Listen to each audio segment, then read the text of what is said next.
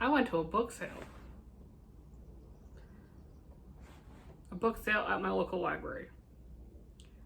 On my way home, I was thinking about how I've been going to book sales for a long time. I feel like since my 20s is when I kind of discovered that libraries, it's through the library near me, have book sales, used book sales, where they'll sell books that have been donated to them, and also sometimes books that they're weeding from their collection, things that are out of date or a little beat up, or just making room for new things.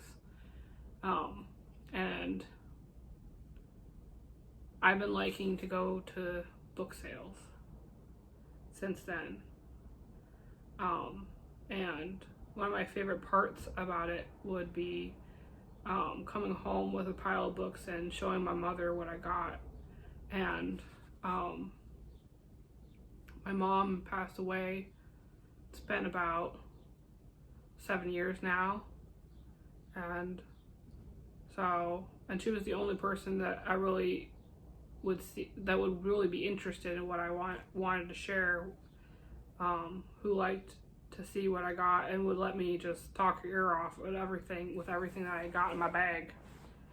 And so today I was thinking about how much I miss her and that ritual, and I thought today, since I can't talk to my mom, that I'd talk to you guys and show you what I got. It's a random collection of books. And I love book hauls. Okay, I guess there's nowhere to go but to just do it. I got a lot of stuff today. And it's not just books. I also got some movies too. Okay. So the first one is I got this art book. It's a book of Monet's artwork. I like to make art, and I should say this piece right there is one I made. But I realized lately that I really like making art I feel like it's kind of like Impressionism. It's like Impressionism and abstract painting. I had a baby.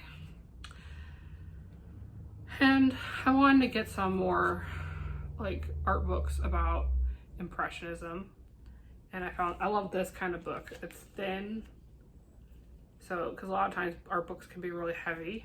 So it's very thin, and it has really nice, beautiful colored illustrations of different paintings from Monet. I just like to look at the paintings. Will I ever read this part? Probably not. Maybe a little bit. So this was a find, and I love how it's thin, because a lot of times art books are heavy and thick, and it's hard to find space for them, and I don't really have a ton of room. I shouldn't even get these books. I really have no room at all, but it's an addiction. What can I say? And then I got this book. I love cats, and this is called 99 Lives, Cats in History, Legend, and Literature. And I thought that would be fun, because it's kind of like an overview. Oh, this is so fun. I haven't even really looked at this too much. I just grabbed it and threw it in my bag. I love cats, and just love the pictures in here. I'm not really sure what it'll all be about. Maybe cat artwork. Yep, there's some cat artwork.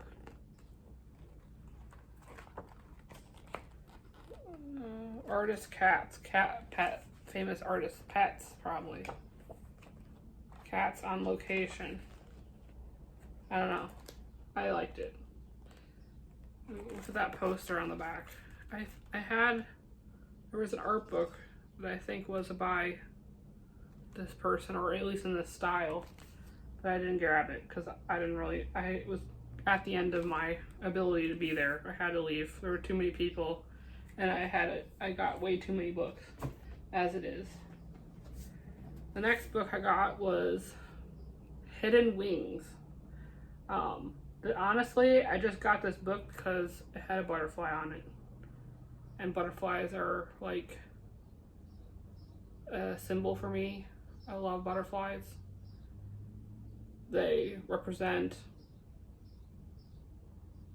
I don't know how to explain it.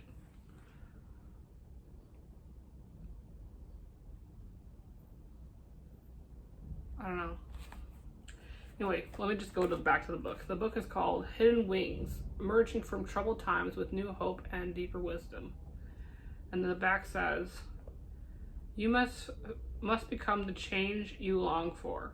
Fine words, great vision, but where to begin? We are caterpillars known. From the moment we are conceived in our parents' dance, we are already contain the cells that hold our future butterfly. We become, literally, the change we carry within us as our hidden wings take shape. Let us tell our story. Tumultuous changes are occurring in the world around us, and the structures and values by which we have charted our lives seem to be collapsing. Many of us are struggling to plot a spiritual path through this unfamiliar landscape and to believe in a positive future. Hidden Wings is a book offering hope and understanding, using the example of a caterpillar entering the devastation, world-altering stage of the chrysalis before emerging transformed as a butterfly.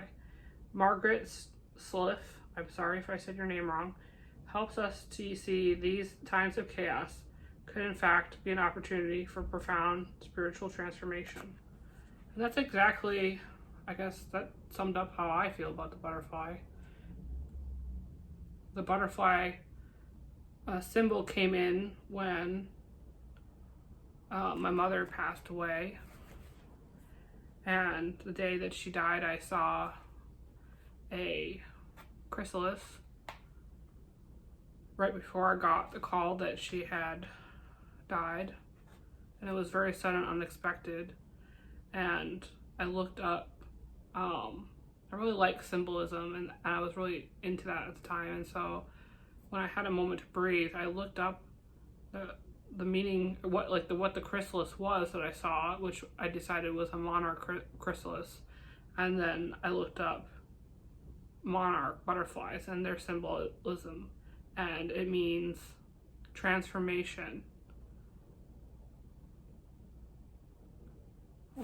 I should just look it up. At some point I'll look it up and record myself saying what it is. But the key word is transformation. And ever since then, butterflies have been a symbolism for, I don't know, like, I feel like it's been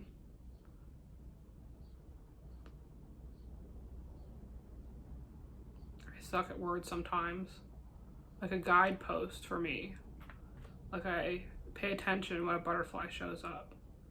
And I've also noticed how butterflies have been in my life. Like, even when I was a kid, they would be on, I'd go through some stuff in the basement of my childhood home and find butterflies on camp badges that I made. When I was a kid, I just put one butterfly on it.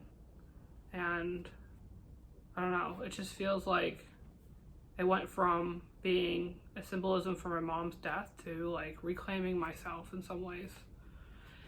That was way more than I intended to share about that. I have no idea what this book is about or if I'll like it. And maybe I won't, but I think there's a possibility. So that was one book. I should talk faster. I have a lot of books. Brown Girl Dreaming.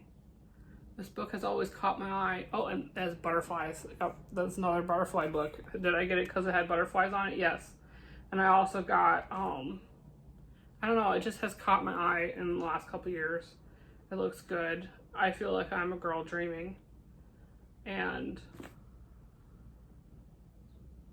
I think it's a YA novel, even though I found it in adult fiction. And let me see if I can find a premise. I'll see one. One thing that caught me is that it's in verse. I opened it up and looked at it, and it's in verse. It's a little poem. It's a collection of poems. And when I was a teenager, I used to love books like that. I'm not sure why, but I did. And, oh yeah, I was gonna read the back of much of what's on here, so there's not a lot. Award-winning author Jacqueline Woodson shares her childhood growing up as an African American in the 1960s and 1970s. Touching and powerful, her story is both accessible and emotionally charged, each line a glimpse into a child's soul as she searches for a place in the world. Gorgeous, says Vanity Fair, radiantly warm memoir, the Washington Post. Moving and resonant, captivating, the Wall Street Journal. This is the book full of poems that cry out to be learned by heart. These are poems that will, for years to come, be stored in our bloodstream, says the New York Times Book Review, and profoundly moving memoir, San Francisco Chronicle. Is this a memoir? Might be. I thought it was fiction.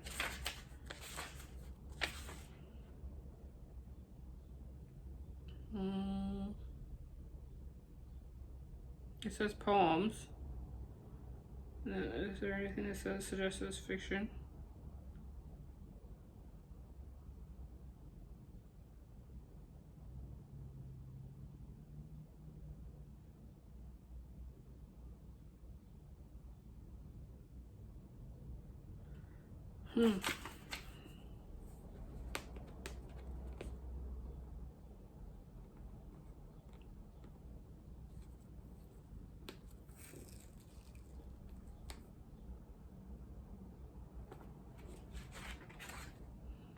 I don't know.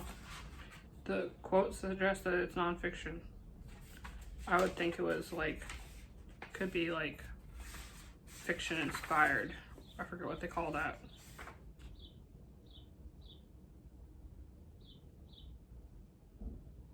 Clearly it's about her life. A little bit. Or maybe a lot. I don't know. I just got it. Okay. Moving on to the next book. Let me see if I can find all of these. I got a bunch of C.S. Lewis books. I think, is this all? Is this all of them? And so, I've been working my way through the C.S. Lewis books. I actually really haven't worked on it, but I want to. It's a goal that I have for myself. And I've read the first book, which is actually technically the second book, Lion, Witch of the Wardrobe. And that's as far as I've gotten. I think I tried to read more of them. Like, I read the first one when I was in 3rd grade. By the first one, I mean Lion, Witch of the Wardrobe, which is the second book.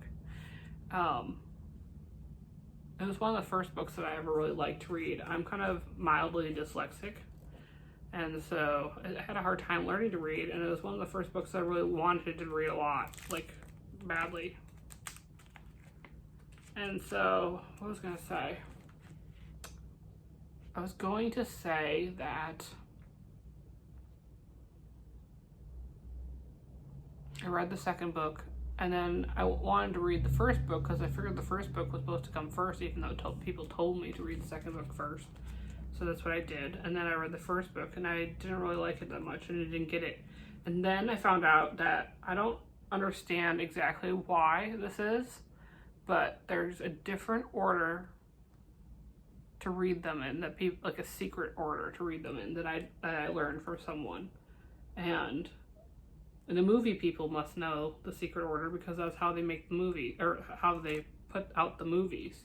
The first book in the secret order is Lion, Witch of the Wardrobe, and then it's Prince Caspian, I think, and then Voyage of the Dawn Treader. And I'm not sure what the other order is. The rest of them are, but the last book is supposed to be The Magician's Nephew, I guess, if you read it in the secret order. And I feel like that makes sense because, I don't know. I want to try it though. I want to try the Secret Order. So, and I was excited to find these. So now, I think I have them all now. Because I already have Linewood to the Wardrobe. I don't think I have the Magician's Nephew. So that's the only one I don't have. But I have Prince Caspian somewhere in my room. I'm not sure where it is. Hopefully I do have it and I didn't get rid of it and forgot. I don't think I would have gotten rid of it though because I know I want to read it. I'm looking at my books to see if it's there. I don't see it. Doesn't mean anything. Okay. I think I see it. I think I see it now. Okay. Next book. I got this book called Mystics. 10 Who Show Us the Ways of God. And then, let me see what the back. I like reading about spirituality. Any kind, really. And lately I've been really enjoying learning about mystics. Different, specifically like Catholic mystics that I've not heard of or know their story very well. And I'm just going to read the back here. This says it's by a Franciscan priest. And a member of the Franciscan Academy. I'm not going to try to say his name. I'm going to butcher it. And then it says, we read the mystics for the same reason we read the Bible, because we find there are articulation of intimacy with God. Abraham and Moses have experiences of God. Writers of the Genesis and Exodus relate the experiences. The prophets experience God. Their prophecies find words to express that experience. We read the prophets to learn what God told them, but we also read hoping through them to have a viscerous experience of God. Christianity is a mysterious faith. Some of these mysteries can be described with scripture or doctrine, but others can only be experienced. Those graced with these experiences, those intimate glimpses of God, are called mystics. Father Bodo's, I'm sorry if I say your name wrong, sensitive guidance leads us into the heart of what these mystics have expressed about God and how their insight can deepen our own experience with the divine. With guides ranging from Mary, the mother of Jesus, to Francis of Assisi, to Gerald Manley Hopkins, centuries of mystical insights invite us to experience for ourselves the boundless mystery of God. And yeah, I've always really liked Francis of Assisi, and they had the Saint Teresa on here. So I'm looking forward to exploring this book a little bit. I have so many books, I am taking so long to talk about this stuff. Okay. Breathing Lessons by Ann Taylor. This is a book that I'm going to admit to saying that, I don't know, it's just the title and the cover and the author has intrigued me for years. Like every time I see it on a shelf or something, I just feel drawn to it. And so I finally decided that I should just read it. And I don't really know what it's about. The back of the book says, everyone knows a couple like Morin's, Maggie, with her scattered-brained ways and her just slightly irritating but good-hearted attempts to make everything right for everyone, and Ira, infinitely patient, who's addicted to solitaire, who whistles out popular tunes, the only barometer of his moods. They've learned all there is to know about each other, two ordinary lives in a comfortably routine marriage. But on a road to a friend's funeral, they make some unexpected detours and discover how extraordinary their ordinary lives really are. And then the blurbs say, a wonderful novel, glowing with insight and compassion of an artist's touch. She is on top of her powers. Superb fiction, it shows us how to live, an occasion for laughter and tears. Okay, moving on to the next book. Holy Envy. This is a book I have no idea what it's about. It's by Barbara Brown Taylor. It's some kind of Christian, or not fiction, but Christian nonfiction. And it says, finding sacred in unexpected places. As part of, here's another blurb. As part of teaching the world's religions at, I'm not even going to try to say that. Maybe I'll just cut this part out. She taught at a college, World Religions at College in Georgia. Taylor brought her students to mosques, synagogues, Buddhist, and Hindu temples. Taylor writes about how teaching the different religions changed her students' understanding of faith, as well as her own, in her new memoir, Holy Envy. And then I had a quote by, I'm not even going to say her name. I'm going to totally cut this part out. What drew me to this book is that I'm reading this other book, which I got like 3 years ago, I think, called God Is. And she mentions this lady, and I've seen her books at the bookstore and at the library, and I've been intrigued by her books. And so I thought I'd get it. I didn't get this at the book sale. This I have owned for a while, but that's what made me get that one. Next book, The Lone Ranger and Toto Fistfight in Heaven by Sherman Alexie. I've been wanting to read more of his works for ages. There's a possibility I own this book and I've forgotten about it, or I owned it and got rid of it. I don't know. I don't think so. It's always a risk at the book sale. So I was just wanting to get this book and try it out at some point when I have a chance. I really have this desire to read more fiction and works by different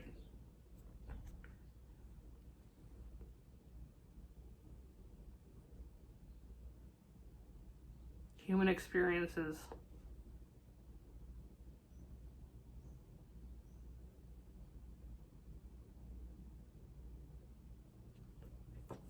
Okay, next book. The Forgotten Garden by Kate Morton. This is another book that I feel like I've just been eyeballing and been seeing. Ooh, look at that picture on the inside. I didn't even see that until now. Simmers with secrets and strangeness. It's a blurb. And then it says on the back, a tiny girl is abandoned on a ship headed for Australia in 1913. She arrives completely alone with nothing but a small suitcase containing a few clothes and a single book, a beautiful volume of fairy tales. She's taken in by the dock master and his wife and raised as their own. On her 21st birthday, they tell her the truth. And with her sense of self shattered and very little to go on, Nell sets out to trace her real identity. Her quest leads her to Blackhurst Manor on the Cornish coast and secrets of the doomed Mount Ratch family. But it is not until her granddaughter Cassandra takes up the search after Nell's death that all the pieces of the puzzle are assembled. A spellbinding tale of mystery and self-discovery. The Forgotten Garden will take hold of your imagination and never let go. I've been really wanting to read this lady's work for a while. I haven't read anything. Once again, it's kind of mostly on vibes. It just feels like something I need to read. And it keeps coming back to me. Okay, next book. The next two I got for presents for people.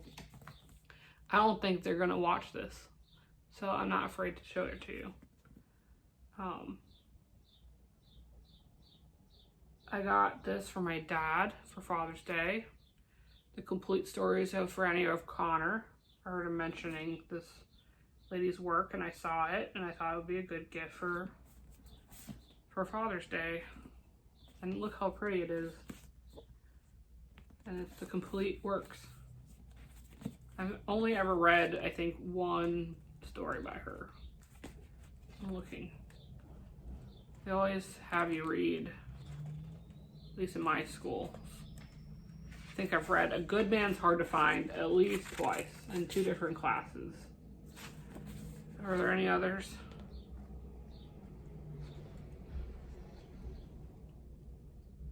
I don't recognize any other titles.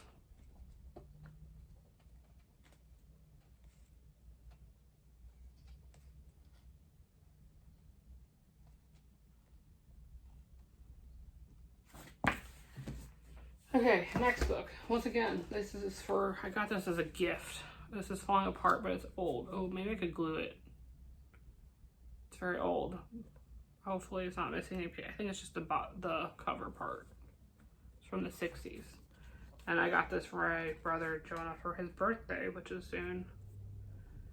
They're both pretty Catholic, and I thought he would like this. The Confessions of St. Augustine.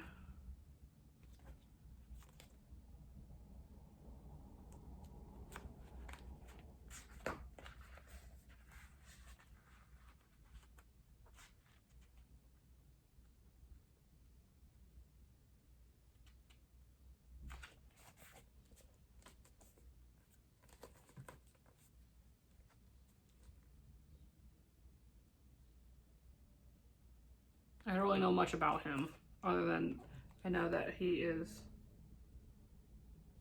well quoted in the Catholic Church, I think. The Confessions of St. Augustine is not easy reading.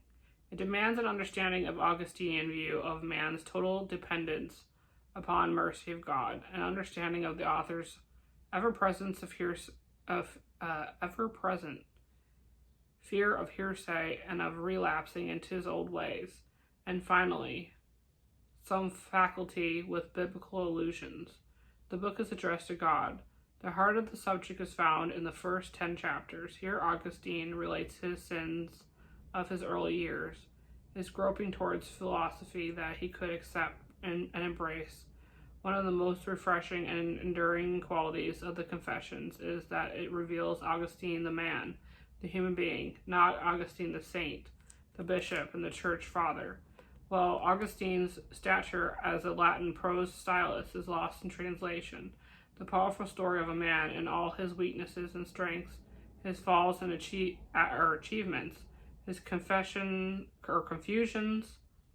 and his transcendence survives translation and lives vividly in these pages. Augustinism has influenced theological systems for 1,500 years. That's a very long influence. But it is not in dialects of his theological writings, but here in the Confessions that the modern man realizes that Augustine was one of those who had been to the mountaintop. I think he'll like this, and I think my dad will like it as well. I hopefully he doesn't own it already. It's possible, but can never have too many copies.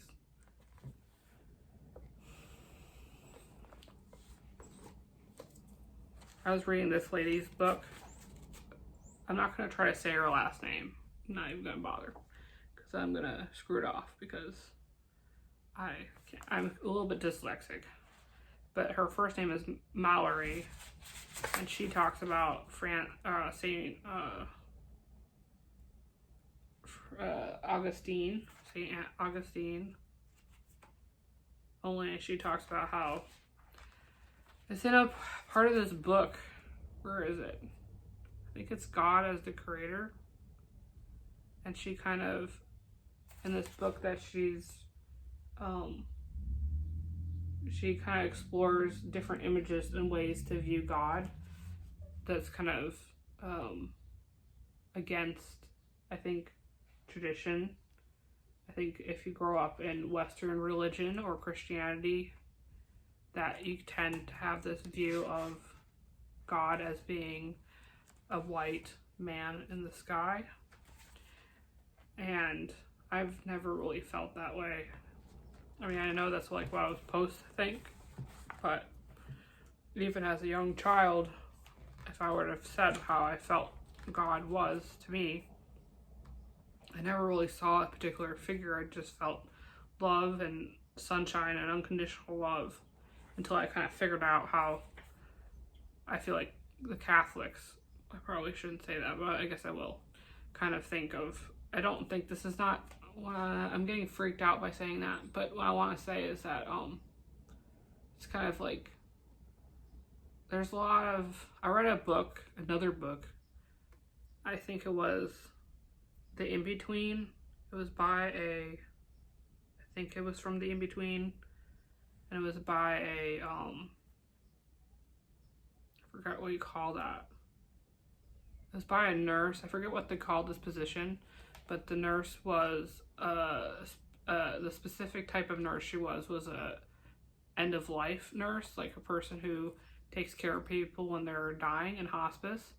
And I think it was her, it might have been a different book, but I think it was her that said that there are, like, she never met a single Catholic that has the same beliefs. They are wide-ranging.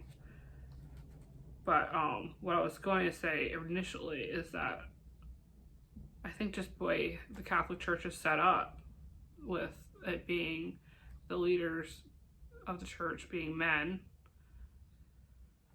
and Jesus being a man, that we have this idea that God is also a man. But if I listened to my heart, I would never have thought of God as having any particular gender and being kind of outside of our life and being something that's like more of a presence to me than a man. And getting back to my point is that she was talking about how, I don't know, a lot of the men who write for Christianity, almost all of them, all the famous ones, and I can't find the list. Oh, here it is. She listed, I don't even know who all these people are. I'm only going to list the ones I know. Augustine, St. Albert the Great, Thomas Aquinas, Martin Luther, John Calvin, John Knox. I guess I didn't. I listed some other ones. I'm afraid to talk about these other ones because of the fact that I can't say their names. Being dyslexic, a little bit dyslexic. But what I was going to say is that a lot of them are pretty misogynistic. And she has quotes and evidence for them being pretty much blatantly disliking of women.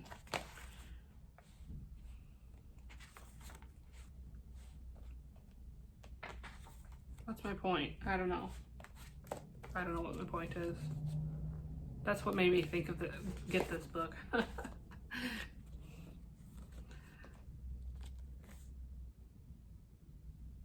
don't know why I'm saying this to you. Whatever. It's what I would say to my mother. I would say be honest and say why I got it. And that's why I got it. It was on my mind. I should read some of the things that St. Augustine said. Let's see. I forget what chapter it was in. Okay. Augustine, Bishop of Hippo, I'm not sure if I'm saying that right, Doctor of the Church, Latin Father, 4th and 5th centuries. I don't see what sort of help women was created to provide man with, if one excludes procreation. If woman is not given to man for help in bearing children, for what help could she be? To till the earth together? If help were needed for that, man would have been a better help for man. The same goes for comfort in solitude. How much more pleasure is it for life? conversation when two friends live together than when a man and a woman cohabitate. A woman was given to man, woman who was of small intelligence, and who perhaps still lives more in accordance with the promptings of the inferior flesh than superior reason. Is this why the Apostle Paul does not attribute the image of God to her? The woman together with her own husband is the image of God, so that the whole substance may be one image. But when she is referred separately to her quality of helpmate, which regards the woman herself alone, then she is not the image of God. But as regards the man alone, he is the image of God as fully and completely as when the woman too is joined with him in one. Watch out that she does not twist and turn you for the worst. What difference does it make whether it is a wife or a mother, provided we nonetheless avoid Eve in any woman?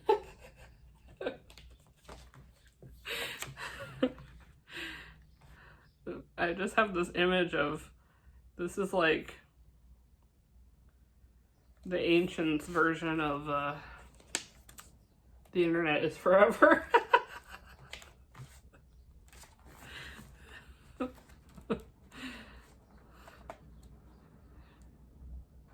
But I don't know what I want to say. What do I have left to show you? I'm talking about my books. I hope this makes any sense. I'm just gonna post it. I don't care. So I got movies too. I was really excited to find this. I've not seen almost any Downton Abbey, I'm gonna tell you.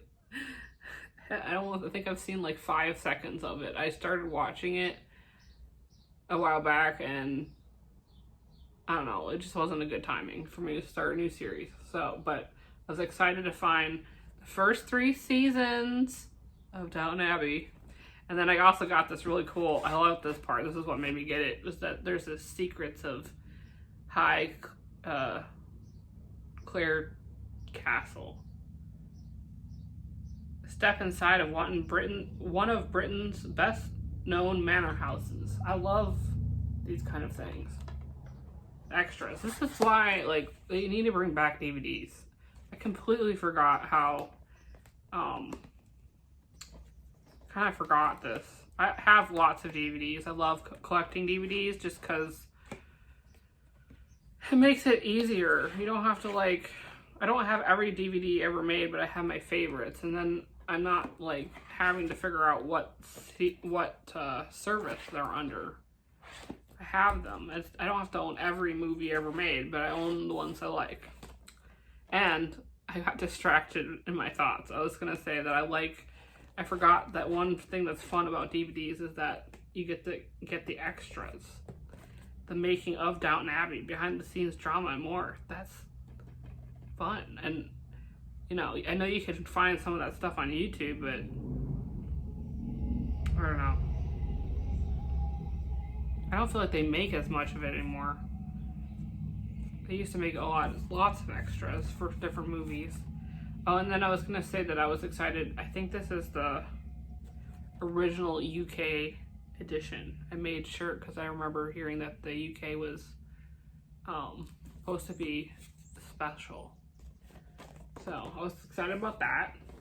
And then I've been trying to collect some movies, and I got Oh Brother Where Art Thou. I was really excited to find that one.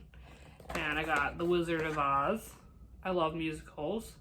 That's like the predominant thing I was looking for in the movies it's hard to find musicals to stream online. I think I don't know. I've had a hard time finding them. And so I've been just collecting them when I find them, and they're not easy to find. But I have been doing a good job lately. Got The Wizard of Oz, and then I'm really excited because I got Fiddler on the Roof. It's one of my favorites. Actually, all of these are my favorite, but the Fiddler on the Roof feels like an extra special win, and it's the special edition. Everything else, I think that's it. That's the end. This was probably very rambly, and me staring off into space, trying to remember what I was going to say, and going off on tangents.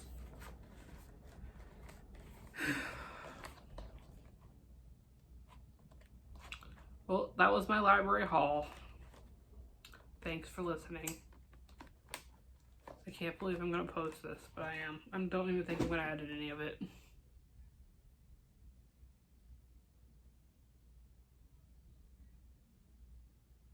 I hate, oh my god, it's 40 minutes.